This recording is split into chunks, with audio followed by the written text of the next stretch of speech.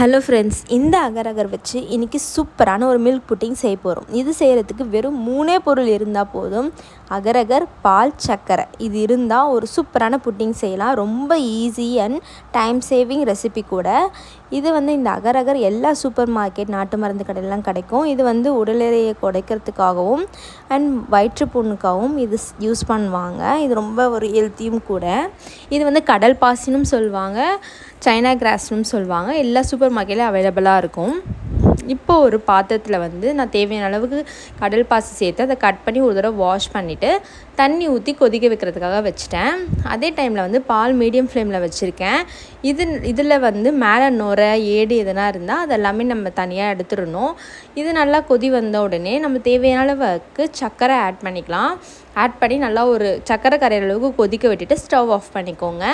இப்போ நம்ம கடல் பாசி அது எல்லாமே நல்லா தண்ணியில் நல்லா கரையணும். கரைஞ்ச உடனே அதை ஸ்டவ்வை மீடியம் ஃப்ளேமில் வச்சுக்கோங்க. வச்சுக்கிட்டு நம்ம ரெடி பண்ணி வச்சுருக்க பால் இருக்குல்ல, அதை கொஞ்சம் கொஞ்சமாக அதில் சேர்த்துக்கலாம். முக்கியமான பாயிண்ட், பச்சை பால் இதில் சேர்க்கக்கூடாது. சேர்த்திங்கன்னா பால் திரிஞ்சு போயிடும். நம்ம காசின பால் தான் இதில் சேர்க்கணும்.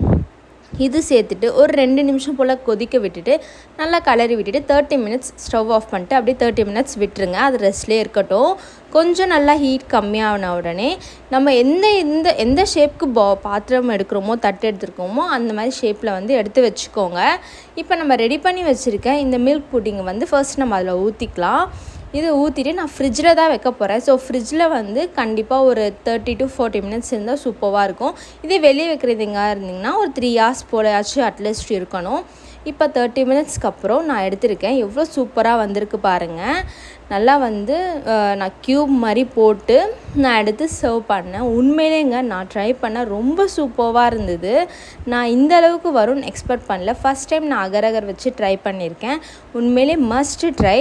உங்கள் வீட்டில் குட்டீஸ் யாருன்னா இருந்தால் இந்த மாதிரி செஞ்சு கொடுத்து கலக்குங்க. மோர் ரெசிபிக்கு follow Dev's cook book. Thank you.